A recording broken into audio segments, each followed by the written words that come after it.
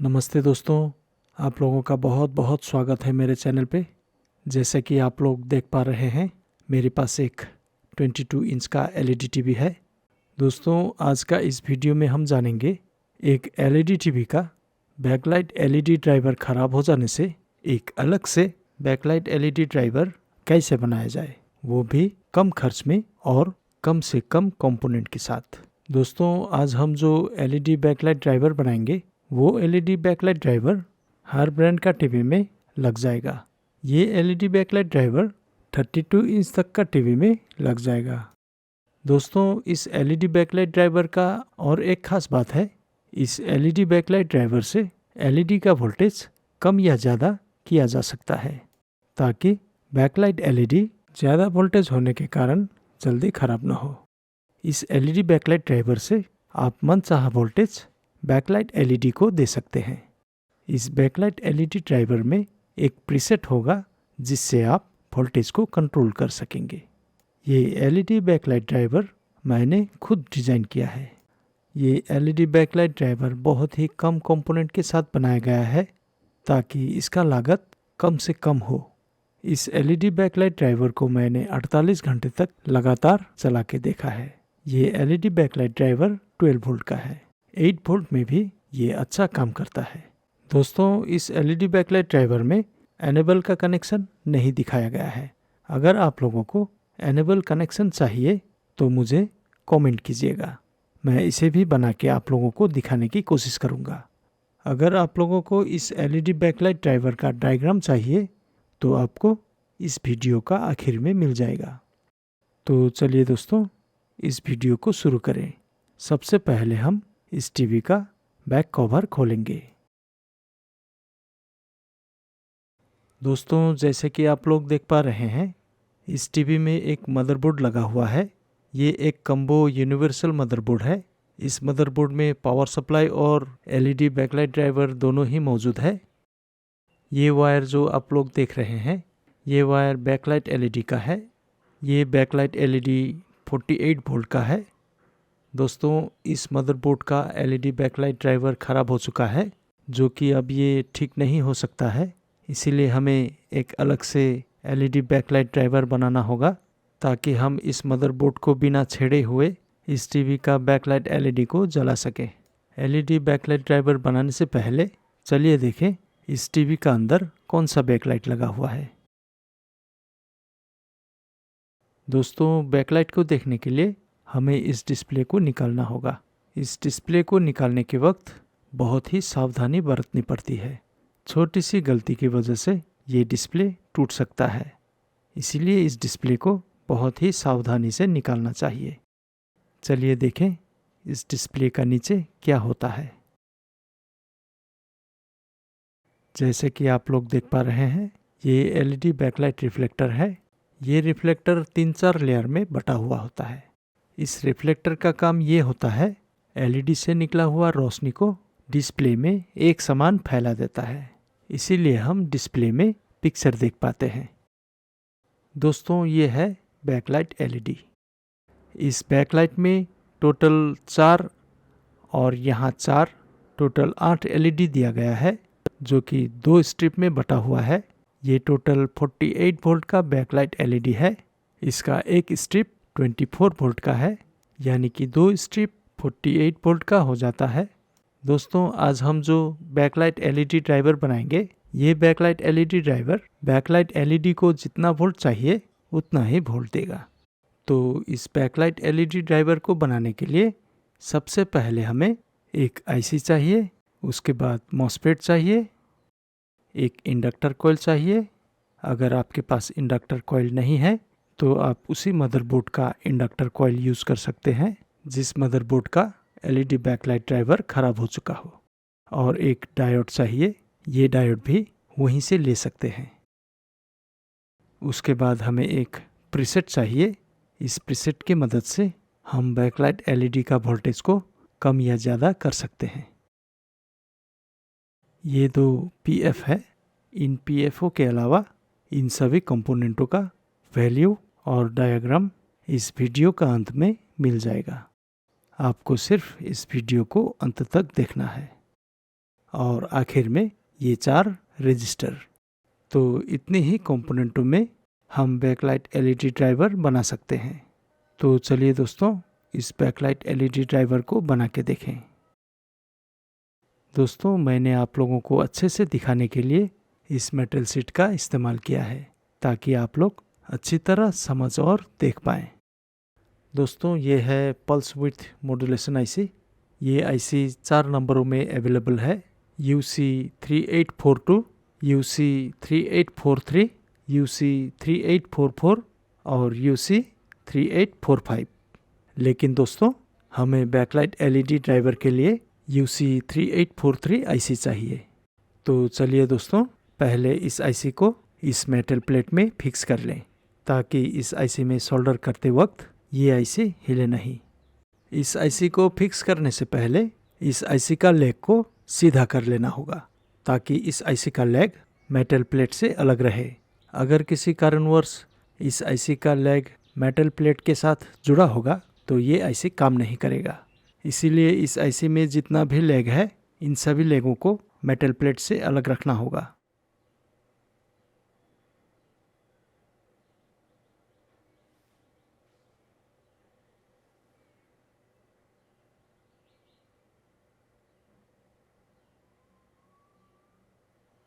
जैसे कि आप लोग देख पा रहे हैं, इस आईसी का सारा लेग सीधा हो गया है।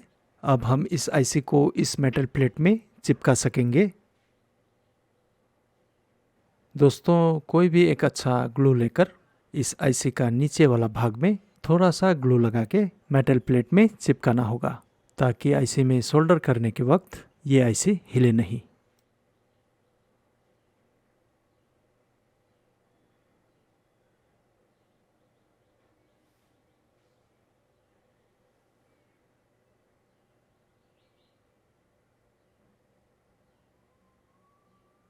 तो ये आईसी इस मेटल के साथ चिपक गया है। तो चलिए इस आईसी में एक एक करके सारा कंपोनेंट को जोड़ देते हैं ताकि हम एक बैकलाइट एलईडी ड्राइवर बना सके। इस आईसी का टोटल 8 पिन होता है और इस आईसी का पिन काउंटिंग यहाँ से शुरू होता है। इस आईसी का पिन नंबर 1 ये है, ये पिन नंबर 2 है, ये पिन नंबर 3 है, ये पिन नंबर 4 है और ये पिन नंबर 5 है, ये पिन नंबर 6 है, ये पिन नंबर 7 है और ये पिन नंबर 8 है। दोस्तों, इस आईसी में सबसे पहले हम नेगेटिव सप्लाई देंगे और ये नेगेटिव सप्लाई इस आईसी का पिन नंबर 5 में इनपुट होगा, जो कि इस मेटल के थ्रू इस आईसी में इनपुट होगा। इस मेटल को हम ग्राउंड बनाएंगे जो कि नेगेटिव सप्लाई होगा। इस आईसी में लगा हुआ हर कंपोनेंट को इस मेटल प्लेट के थ्रू नेगेटिव सप्लाई मिलेगा। तो चलिए दोस्तों, इस आईसी का पिन नंबर 5 को ग्राउंड के साथ जोड़ देते हैं।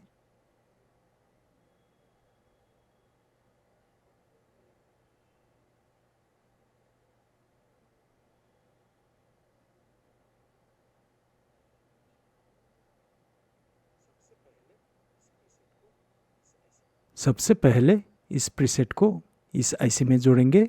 इस प्रीसेट से बैकलाइट एलईडी को कंट्रोल किया जा सकेगा। इस प्रीसेट का एक लेग को आईसी का पिन नंबर 1 में जोड़ेंगे और प्रीसेट का बाकी 2 लेग को ग्राउंड के साथ जोड़ेंगे।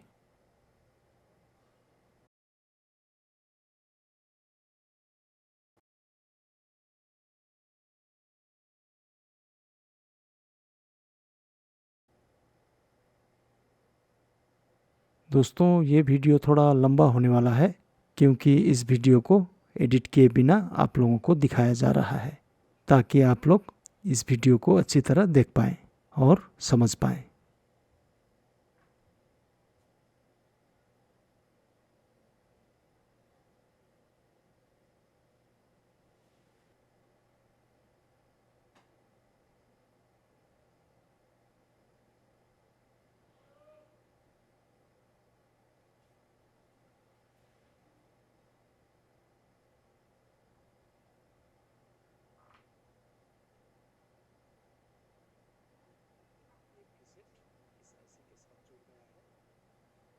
ये प्रीसेट इस आईसी के साथ जुड़ गया है। इस प्रीसेट का ये वाला लेग ग्राउंड का साथ जोड़ देंगे और इस लेग को भी ग्राउंड के साथ जोड़ देंगे।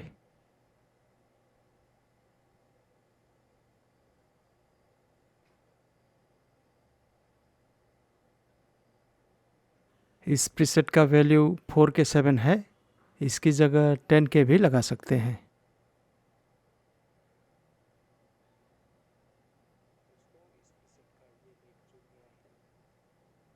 दोस्तों, इस प्रीसेट का ये लेग जुड़ गया है। अब हम इस लेग को जोड़ेंगे।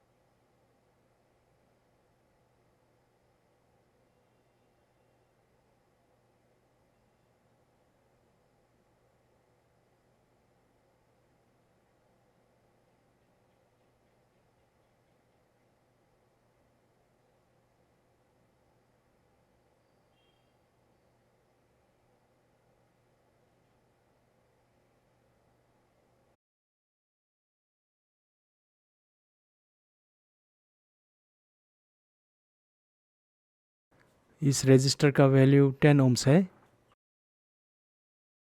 इस रजिस्टर का एक लेग आईसी का पिन नंबर 2 में कनेक्ट होगा।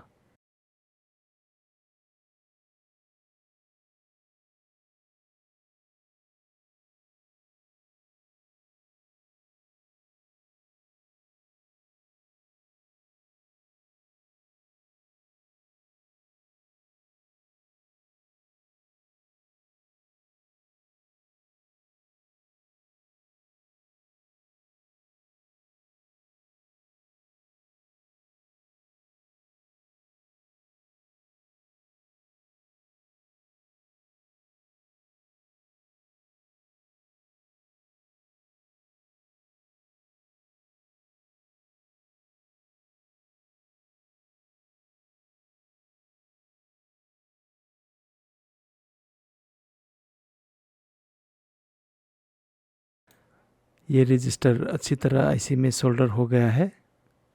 अब इस रजिस्टर का दूसरा लेग ग्राउंड के साथ सोल्डर होगा।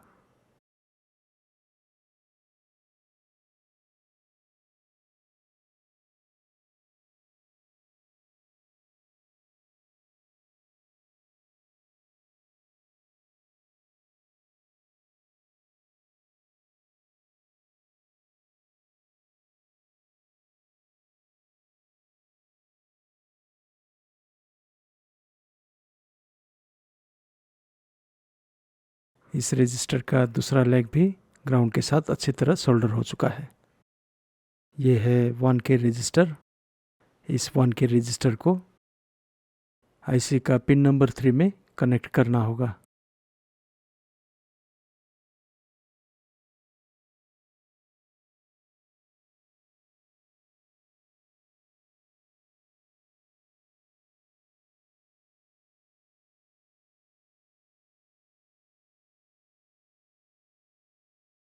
ये रजिस्टर भी आईसी के साथ अच्छी तरह सोल्डर हो गया है। अब इस रजिस्टर का दूसरा लेग को भी ग्राउंड के साथ सोल्डर करना होगा।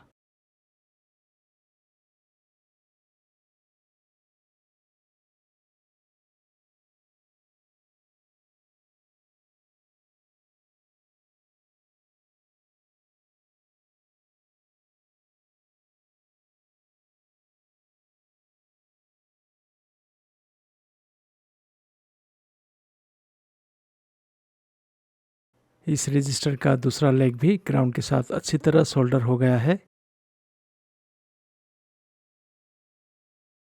दोस्तों, ये जो प्रीसेट है, ये प्रीसेट आईसी का पिन नंबर 4 में कनेक्ट होगा। इसी पिन में एक रजिस्टर का लेग भी कनेक्ट होगा। इस पीएफ का वैल्यू है 2A103J।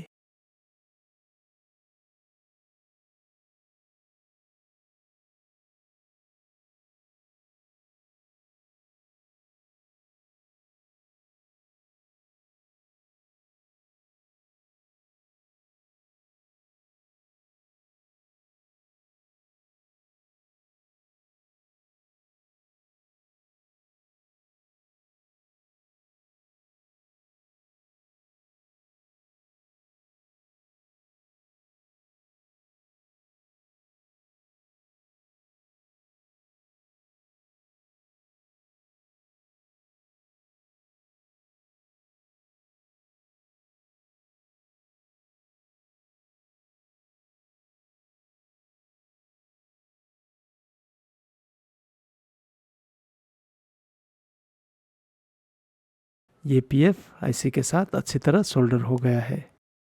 इस पीएफ का दूसरा लेग को ग्राउंड के साथ जोड़ देंगे।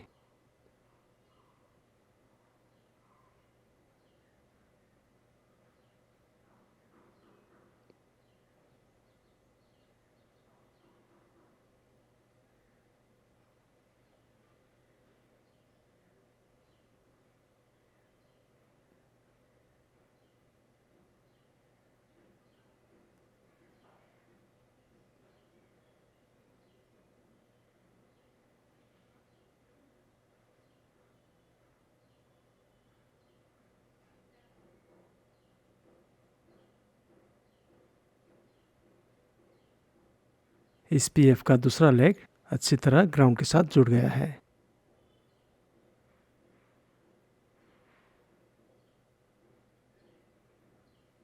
ये जो पीएफ है, इस पीएफ का वैल्यू 2A472J। ये पीएफ आईसी का पिन नंबर 8 में कनेक्ट होगा। ये जो पिन देख रहे हैं, ये आईसी का पिन नंबर 8 है। इस पिन में ये पीएफ और एक रजिस्टर कनेक्ट होगा।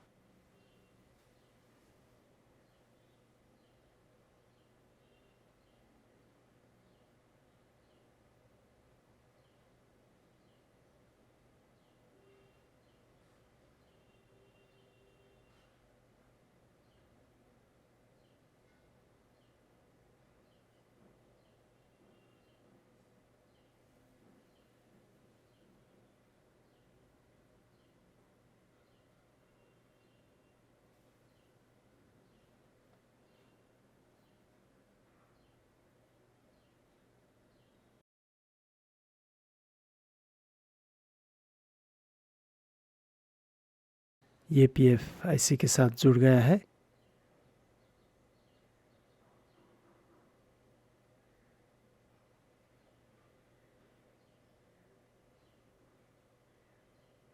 अब इस पीएफ का दूसरा लेग को ग्राउंड के साथ जोड़ना होगा।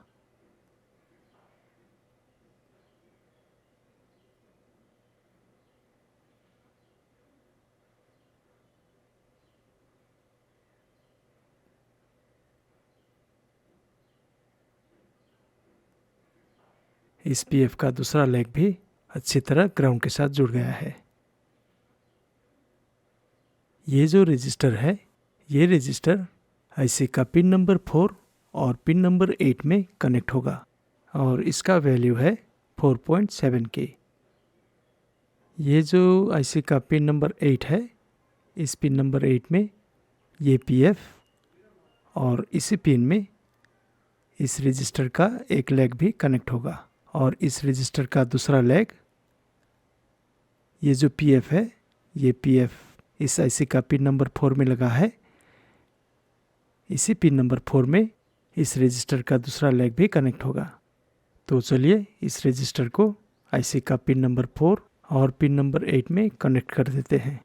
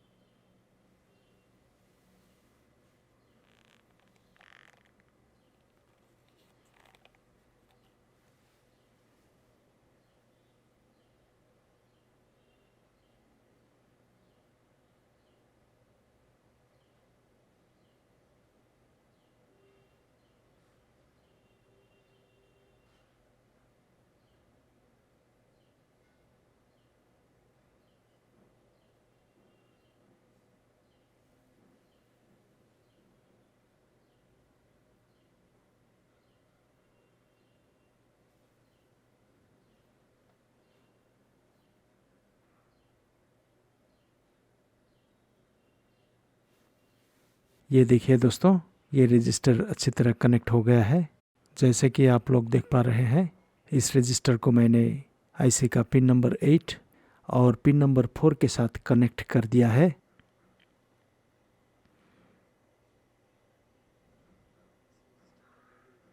इस रजिस्टर का वैल्यू 22 ओम्स है। ये जो रजिस्टर है, ये रजिस्टर इस आईसी का पिन नंबर 7 में कनेक्ट होगा।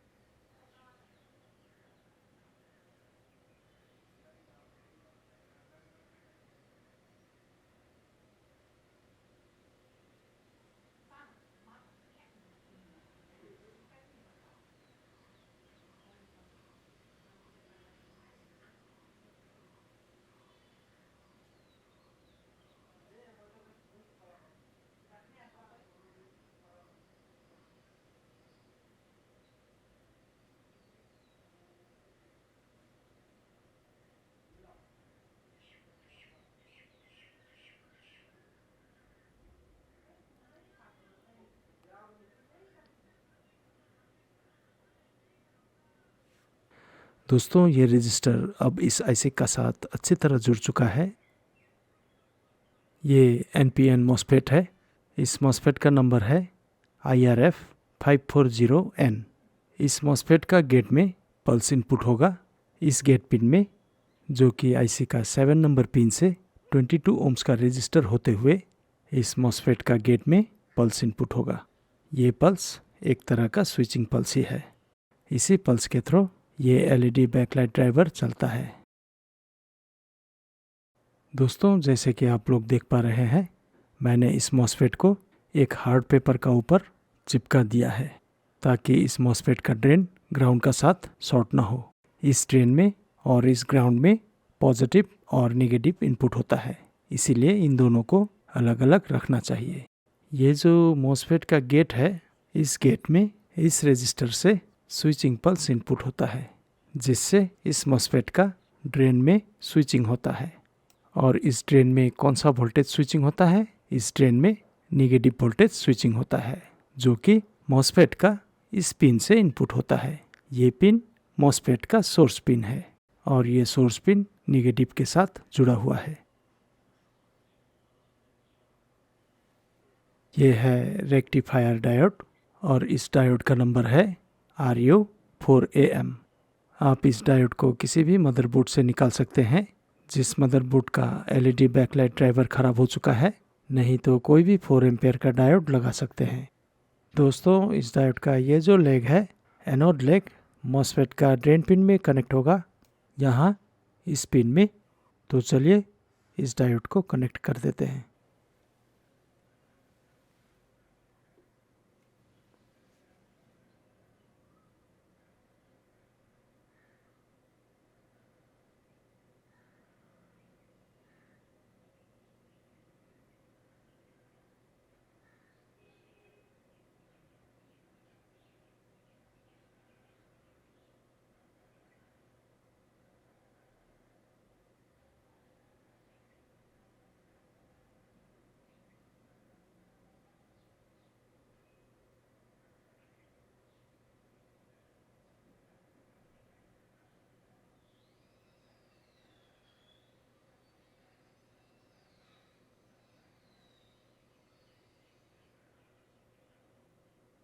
अब हमें इस कैपेसिटर का ज़रूरत होगा।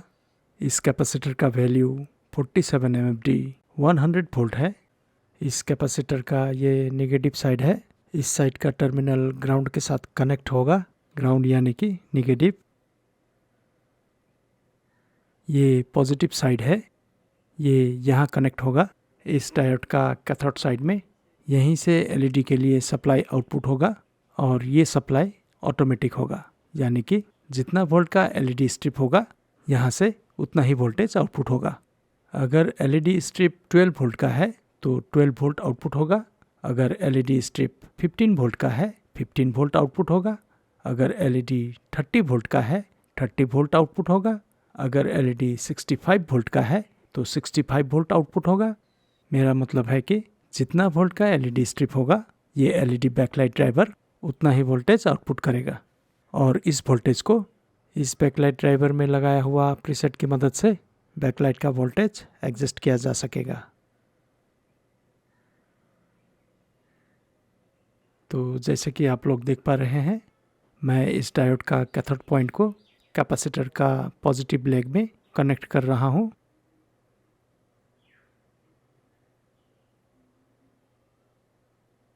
जैसे कि आप लोग देख पा रहे हैं, ये डायोड और कैपेसिटर आपस में अच्छी तरह जुड़ गया है। ये क्या है दोस्तों? ये इंडक्टर कॉइल है। इस इंडक्टर कॉइल का वैल्यू है 100 यूएच। ये इंडक्टर कॉइल कॉपर वायर का बना हुआ होता है, जिस कॉपर वायर को सॉफ्ट मैग्नेट पर लपेट दिया जाता है ताकि इस इंडक्टर कॉइल में पॉजिटिव करंट स्टोर हो सके। इस इंडक्टर कॉइल का एक लेग मॉसफेट का ड्रेन के साथ कनेक्ट होगा। यहाँ पे इस ड्रेन पिन में, जो कि डायोड का एनोड पॉइंट भी जुड़ा हुआ है, यहीं पे इंडक्टर कॉइल के थ्रू 12 वोल्ट इनपुट होगा। इन दोनों पिनों में से कोई भी कनेक्ट कर सकते हैं और इंडक्टर का दूसरा पिन में पावर सप्लाई से 12 वोल्ट इनपुट होगा। दोस्तों, इस इंडक्टर कॉइल में और इस आईसी का पिन नंबर 7 में एक साथ 12 वोल्ट इनपुट होता है। इस इंडक्टर कॉइल में 12 वोल्ट से ज़्यादा भी दे सकते हैं, लेकिन आईसी में 12 वोल्ट से ज़्यादा नहीं दे सकते।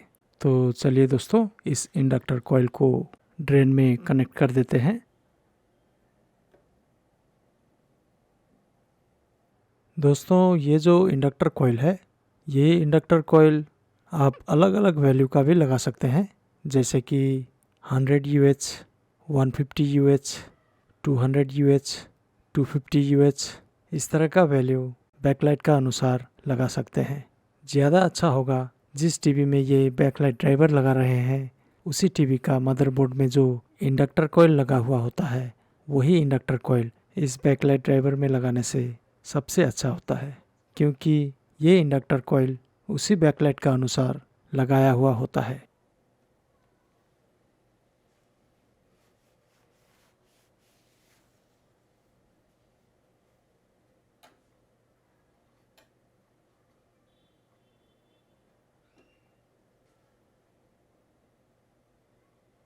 तो जैसे कि आप लोग देख पा रहे हैं, ये इंडक्टर कॉइल ड्रेन के साथ जुड़ गया है।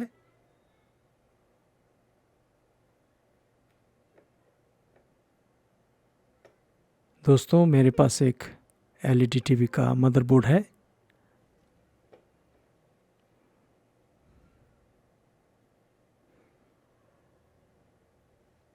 जैसे कि आप लोग यहाँ देख पा रहे होंगे,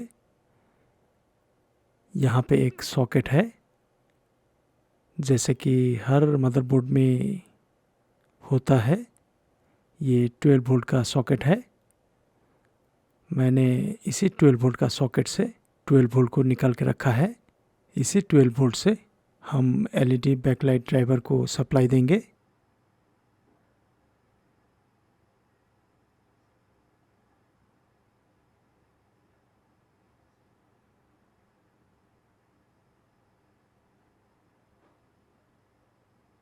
इस सप्लाई को देने से पहले हमें एक काम करना होगा।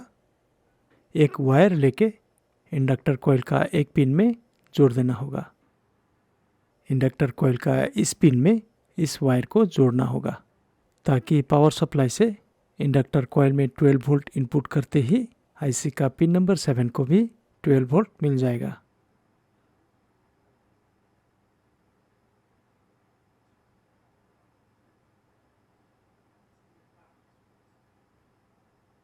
ये जो आईसी है, इस आईसी का पिन नंबर 7 यहाँ है।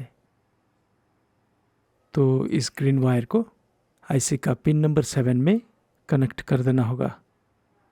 ये इस आईसी का VC से सप्लाई होगा।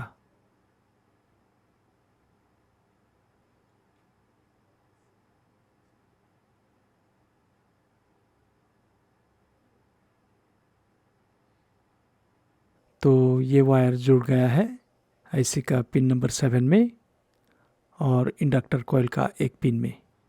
तो इंडक्टर कॉइल का इसी पिन में हम पॉजिटिव 12 वोल्ट इनपुट करेंगे। जो कि इस इंडक्टर कॉइल और आईसी में एक साथ इनपुट होगा।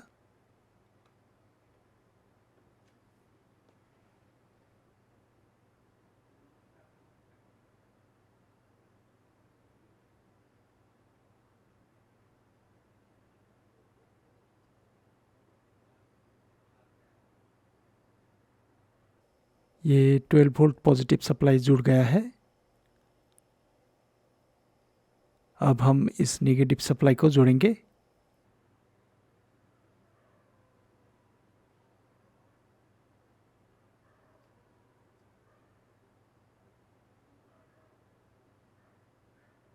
ये नेगेटिव सप्लाई भी अच्छी तरह जुड़ गया है।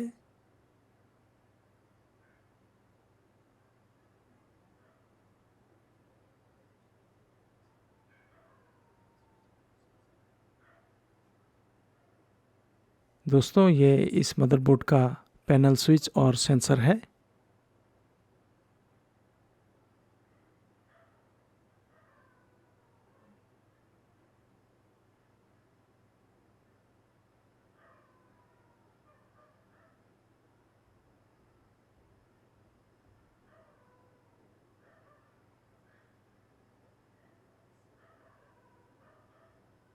और ये है बैकलाइट एलईडी का 2 वायर, जिससे बैकलाइट एलईडी को नेगेटिव और पॉजिटिव सप्लाई मिलेगा।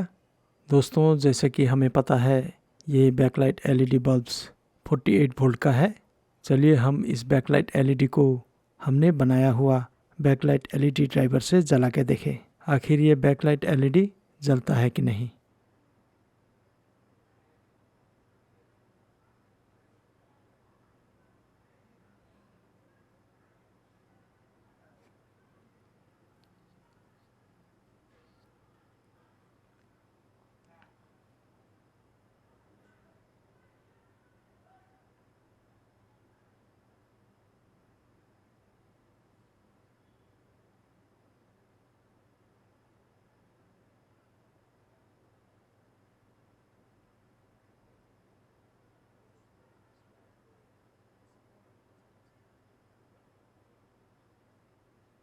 तो दोस्तों, इस वायर को कैपेसिटर का पॉजिटिव साइड में जोड़ना होगा।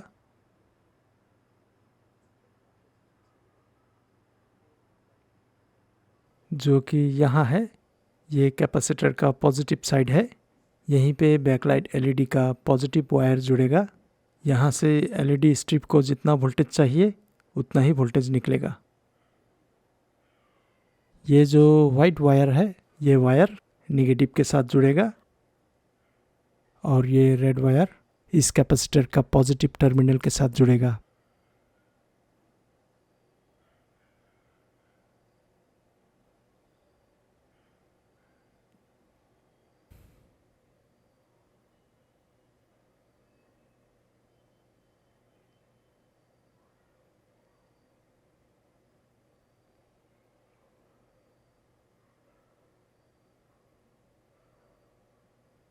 ये लीजिए दोस्तों, हमने बैकलाइट एलईडी ड्राइवर में बैकलाइट एलईडी को सप्लाई देने के लिए कनेक्शन कर दिया है और बैकलाइट ड्राइवर में 12 वोल्ट देने के लिए 12 वोल्ट सप्लाई वायर भी जोड़ दिया है। दोस्तों, अब हम इस मदरबोर्ड को सप्लाई देने जा रहे हैं ताकि मदरबोर्ड में लगा हुआ पावर सप्लाई से बैकलाइट एलईडी ड्राइवर को 12 वोल्ट दे सकें।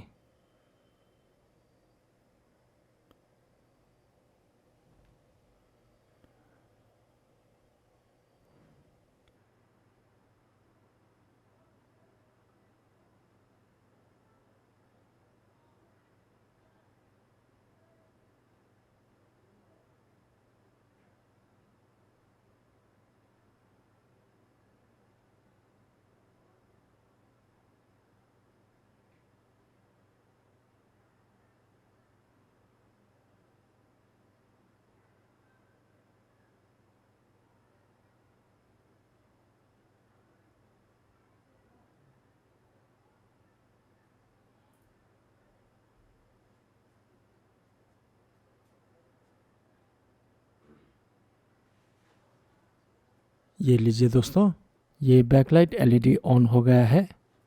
इन एलईडीओं में से अच्छी रोशनी निकल रही है, जैसे कि आप लोग देख पा रहे हैं। हमने जो बैकलाइट एलईडी ड्राइवर बनाया है, ये बहुत ही अच्छा बैकलाइट ड्राइवर है। इस बैकलाइट एलईडी ड्राइवर से हमारा पैसों की भी बचत होती है और बैकलाइट एलईडी भी जल्दी ख़राब नहीं होती है, क्योंकि इस बैकलाइट ड्राइवर में एक प्रीसेट भी दिया गया है ताकि एलईडी का सप्लाई को नियंत्रण कर सके।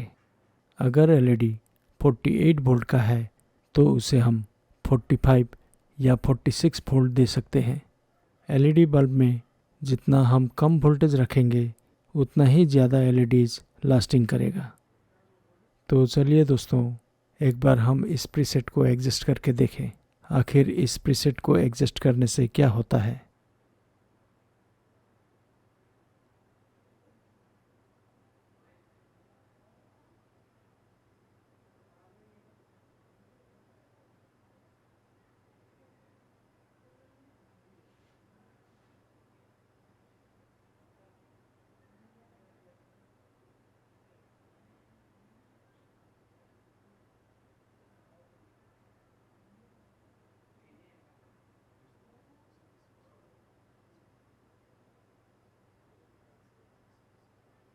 दोस्तों, इस प्रीसेट से वोल्टेज कम नहीं हो पा रहा है। मेरे ख्याल से इस प्रीसेट का वैल्यू थोड़ा बढ़ाना पड़ेगा, जैसे कि 10 के या 15 के, तब जाके ये बैकलाइट का वोल्टेज एडजस्ट हो पाएगा। 32 इंच का बैकलाइट के लिए ये प्रीसेट ठीक है। हमने इस ड्राइवर को 22 इंच का बैकलाइट में लगाया है, इसीलिए ये प्रीसेट काम नहीं कर रहा है। दोस्तों, आप लोग अलग अलग वैल्यू का प्रीसेट लगा के ट्राई कर सकते हैं।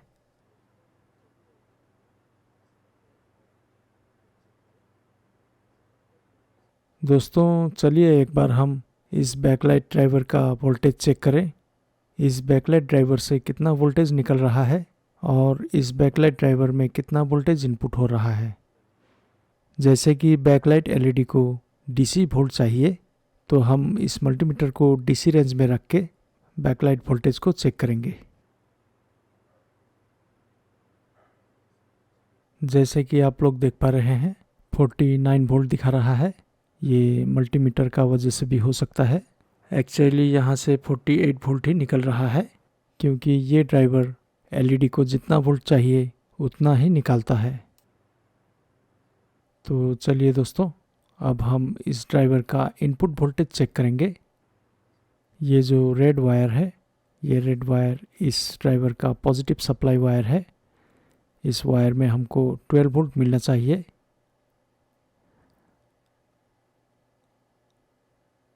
जैसे कि आप लोग देख पा रहे हैं, यहाँ 10.8 वोल्ट है।